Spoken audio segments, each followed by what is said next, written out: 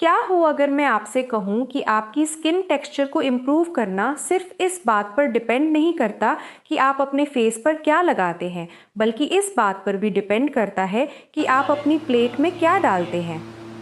अगर आपकी skin dull, rough या अनइवन दिखती है या आपको बार बार ब्रेकआउट्स होते हैं, तो हो सकता है कि आप स्किन केयर प्रोडक्ट्स पर हंड्रेड्स या थाउजेंड्स रुपए खर्च कर रहे हों, लेकिन अपनी एवरीडे डाइट को कम्प्लीटली इग्नोर कर रहे हों। और नहीं, मैं आपको ये नहीं कहने वाली कि कोई एक पर्टिकुलर फूड या फ्रूट खा लेने से आपको ओवरनाइट ग्लास स्किन मिल जाएगी, क्योंकि स्किन इस तरह काम नहीं करती। लेकिन कुछ ऐसे फूड ज़रूर हैं जो आपकी स्किन को वो न्यूट्रिएंट्स प्रोवाइड करते हैं जिनकी उसे खुद को रिपेयर करने, अपनी प्रोटेक्टिव बैरियर मेंटेन करने और हेल्दी रहने के लिए ज़रूरत होती है। और आज की इस वीडियो में मैं आपको बताने वाली हूँ 7 ऐसे टाइप्स ऑफ फूड्स जिन्हें आप रेगुलरली अपनी डाइट में इंक्लूड करके हेल्दियर लुकिंग स्किन और बेटर स्किन टेक्सचर को सपोर्ट कर सकते हैं। मैं आपको ये भी बताऊंगी कि इन्हें कैसे खाना है और एक कॉमन मिस्टेक क्या है जो लोग अपनी स्किन इम्प्रूव करने के चक्कर में करते हैं। इसीलिए वीडियो को एंड तक ज़रूर देखिए। और अगर आपको सिंपल और प्रैक्टिकल हेल्थ तथा स्किन केयर एडवाइस पसंद है बिना किसी कॉम्प्लिकेटेड जार्गन के, तो डॉक्टर जिया हेल्थ गाइड को सब्सक्राइब करें और नोटिफिकेशन बेल को भी ज़रूर ऑन करें। तो चलिए शुरू करते हैं। सबसे पहले बात करते हैं वेजिटेबल्स की।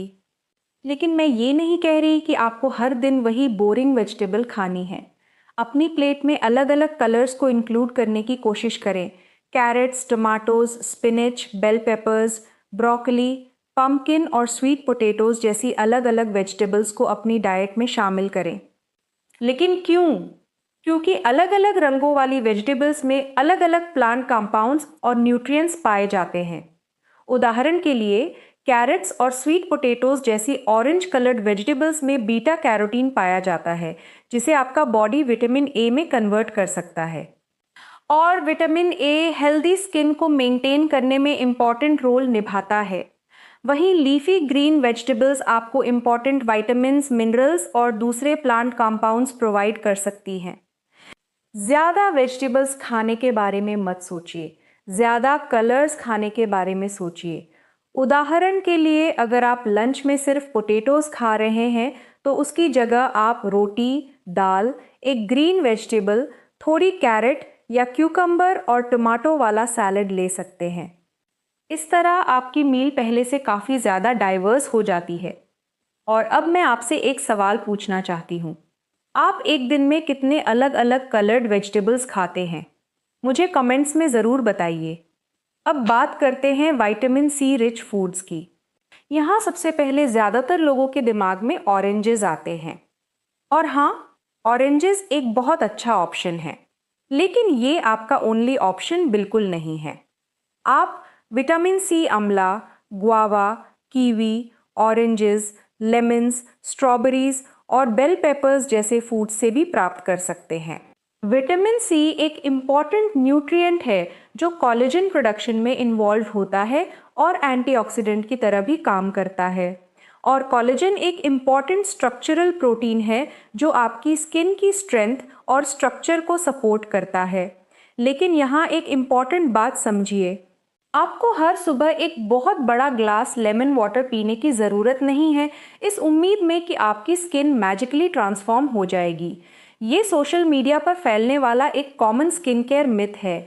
आपका गोल सिंपली ये होना चाहिए कि आप विटामिन सी रिच फूड्स को रेगुलरली अपनी बैलेंस डाइट का हिस्सा बनाएं। उदाहरण के लिए स्नैक में गुआवा खा सकते हैं। अगर आपको पसंद है तो अपनी मील में लेमन ऐड कर सकते हैं। ब्रेकफास्ट के साथ ऑरेंज ले सकते हैं या फिर लंच या डिनर में बेल पेपर्स ऐड कर सकते हैं। और याद रखिए, आपकी स्किन को किसी एक सुपर फूड की ज़रूरत नहीं है, उसे लगातार अलग अलग न्यूट्रिएंट्स की सप्लाई चाहिए। अब बात करते हैं ऐसी चीज़ की जिसे खाने के लिए लगभग किसी प्रिपरेशन की ज़रूरत ही नहीं होती। नट्स और seeds. Almonds, walnuts, flax seeds, chia seeds और पंपकिन सीड्स। ये फूड्स आपको हेल्दी फैट्स, प्रोटीन, फाइबर और कई इम्पॉर्टेंट मिनरल्स प्रोवाइड कर सकते हैं। और कुछ फूड्स, खासकर वॉलनट्स तथा चिया और फ्लैक्स जैसे seeds plant based omega 3 fatty acids भी प्रोवाइड करते हैं। लेकिन यहाँ लोग एक कॉमन मिस्टेक करते हैं। वो सुनते हैं कि नट्स में हेल्दी फैट्स होते हैं और फिर एक बहुत बड़ा बोल भरकर नट्स खाना शुरू कर देते हैं। हेल्दी का मतलब अनलिमिटेड नहीं होता। नट्स और सीड्स न्यूट्रिशियस ज़रूर हैं, लेकिन इनमें कैलोरीज भी काफ़ी होती हैं। इसलिए इन्हें अपनी डाइट में एक स्मॉल एडिशन की तरह रखें, ऐसी चीज़ की तरह नहीं जिसे आपको पूरे दिन मुट्ठी भर भर कर खाना है। आप ब्रेकफास्ट में थोड़ी मात्रा में नट्स ले सकते हैं या योगर्ट या ओटमील में चिया सीड्स या ग्राउंड फ्लैक्स सीड ऐड कर सकते हैं।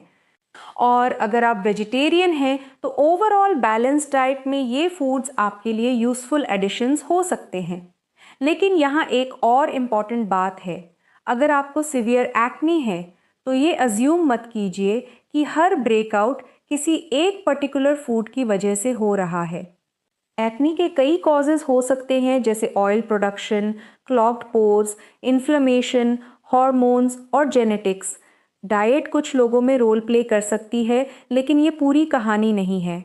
अब बात करते हैं होल फ्रूट्स की, और ये मेरी फेवरेट रिकमेंडेशंस में से एक है क्योंकि ये बहुत सिंपल है।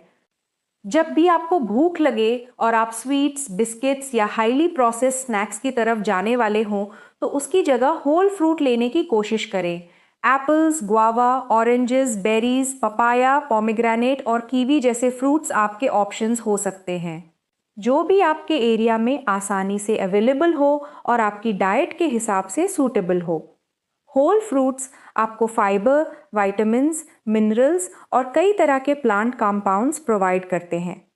लेकिन यहाँ एक इम्पॉर्टेंट डिफरेंस समझना ज़रूरी है। होल फ्रूट और फ्रूट जूस एक ही चीज़ नहीं है।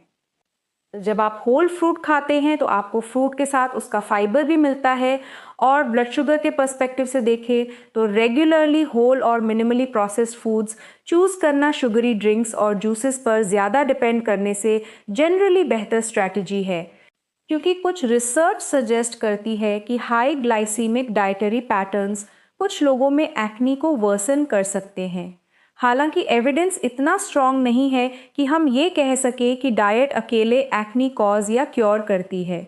इसलिए ये मत सोचिए कि मुझे शुगर बिल्कुल बंद कर देनी है। इसके बजाय सोचिए, क्या मैं अपनी कुछ हाईली प्रोसेस्ड शुगरी फूड्स को होल फूड्स से रिप्लेस कर सकता हूँ? ये एक ज़्यादा रियलिस्टिक गोल है। अब एक ऐसी कैटेगरी की बात करते हैं जिसे लोग स्किन केयर के बारे में बात करते समय अक्सर भूल जाते हैं। प्रोटीन। आपके बॉडी को बहुत सारे इम्पॉर्टेंट फंक्शंस के लिए प्रोटीन की ज़रूरत होती है, और पर्याप्त प्रोटीन लेना एक बैलेंस डाइट का इम्पॉर्टेंट हिस्सा है। आपकी डाइटरी प्रेफरेंसेस के हिसाब से प्रोटीन के सोर्सेज हो सकते हैं दाल, beans, chickpeas, lentils, eggs, fish, chicken, tofu, paneer और योगर्ट। यहाँ सबसे इम्पॉर्टेंट चीज़ है वैरायटी। आपको कोई एक्सपेंसिव स्किन प्रोटीन खाने की ज़रूरत नहीं है। आपको कोई स्पेशल इम्पोर्टेड पाउडर खरीदने की ज़रूरत नहीं है। ज़्यादातर लोगों के लिए ऑर्डिनरी न्यूट्रिशियस फूड्स भी हेल्दी डाइट में प्रोटीन कंट्रीब्यूट कर सकते हैं। और यहाँ एक सिंपल टिप है, अपनी मील्स को सिर्फ कार्बोहाइड्रेट्स के अराउंड मत बनाइए। अगर आप राइस खा रहे हैं तो उसके साथ दाल, वेजिटेबल्स और कोई प्रोटीन सोर्स ऐड करें। अगर आप सिर्फ रोटी खा रहे हैं तो उसके साथ वेजिटेबल्स और दाल, बीन्स, एग्स या कोई दूसरा प्रोटीन सोर्स ऐड करें। इससे आपकी मील ज़्यादा बैलेंस्ड हो जाती है। अब बात करते हैं ओमेगा 3 रिच फूड्स की। अगर आप फ़िश खाते हैं तो सैल्मन, सार्डीन्स और मैक्रल जैसी फैटी फ़िश आपको ओमेगा 3 फैटी एसिड्स प्रोवाइड कर सकती हैं। और अगर आप फ़िश नहीं खाते तो फ्लैक्स सीड्स, चिया सीड्स और वॉलनट्स जैसे प्लांट सोर्सेज आपको अल्फा लिनोलेनिक एसिड प्रोवाइड कर सकते हैं, जो एक plant based omega 3 fatty acid है। अब यहाँ मैं एक बात बहुत क्लियरली कहना चाहती हूँ। आपको इंटरनेट पे ऐसी क्लेम्स दिखाई देंगी कि ओमेगा 3 खाइए और आपका एक्ने डिसअपियर हो जाएगा। ये बात बहुत ज़्यादा स्ट्रॉन्ग क्लेम है। डाइट और एक्ने के बीच रिलेशनशिप इतना सिंपल नहीं है। इसलिए ओमेगा 3 फूड्स को एक न्यूट्रिशियस डाइट का हिस्सा समझिए, एक्ने की मेडिसिन नहीं। और फाइनली, अगर आप स्पेसिफिकली एक्ने को लेकर कंसर्न्ड हैं तो एक कॉन्सेप्ट को समझना बहुत इम्पॉर्टेंट है, आपका ओवरऑल ईटिंग पैटर्न।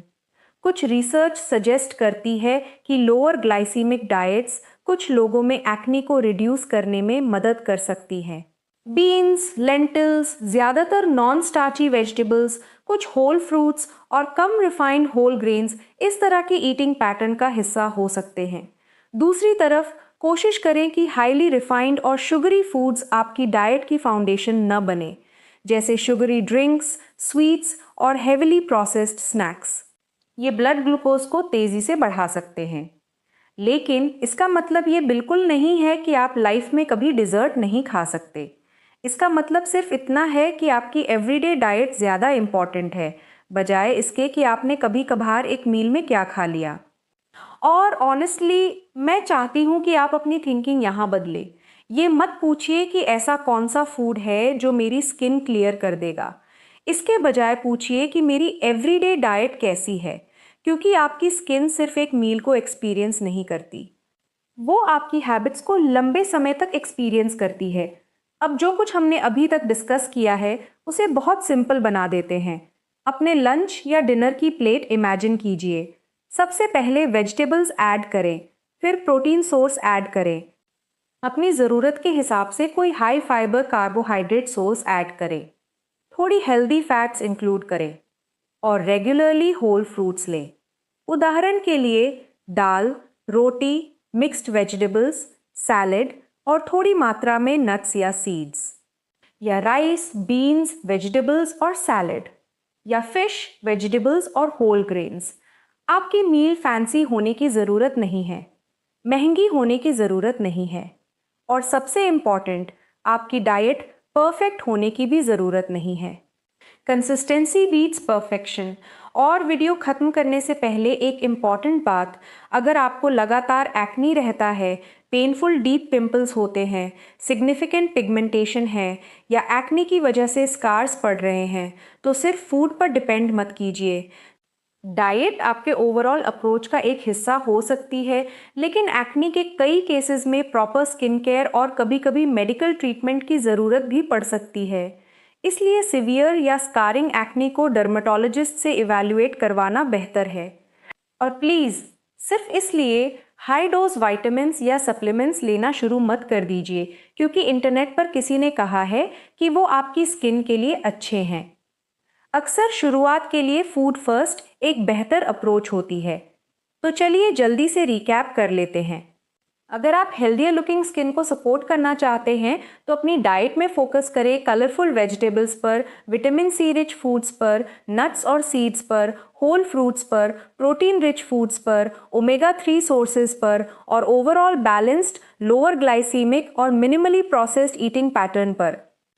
लेकिन एक बात हमेशा याद रखिए, ऐसा कोई मैजिक फूड नहीं है जो आपकी स्किन को ओवरनाइट ट्रांसफॉर्म कर देगा। हेल्दी स्किन आमतौर पर कई चीज़ों के कॉम्बिनेशन का रिजल्ट होती है। आपकी डाइट, आपकी स्किन केयर, आपकी स्लीप, आपका लाइफस्टाइल और ज़रूरत पड़ने पर प्रॉपर मेडिकल ट्रीटमेंट। इसीलिए अगली वायरल स्किन क्लियरिंग फूड के पीछे भागने के बजाय ऐसी हेल्दी हैबिट्स बनाइए जिन्हें आप लंबे समय तक मेंटेन कर सकें। और अगर आपको ये वीडियो यूज़फुल लगी हो तो लाइक बटन ज़रूर दबाइए। नीचे कमेंट्स में मुझे बताइए कि इन फूड्स में से कौन से फूड्स आप ऑलरेडी हर दिन खाते हैं। और अगर आप यहाँ नए हैं तो डॉक्टर जिया हेल्थ गाइड को सब्सक्राइब ज़रूर करें, क्योंकि यहाँ हम health, nutrition, skin care, wellness और लाइफस्टाइल को सिंपल और प्रैक्टिकल तरीके से समझते रहेंगे। मैं आपसे नेक्स्ट वीडियो में मिलूँगी। अपना ख्याल रखिए और अपनी स्किन का भी ख्याल रखिए।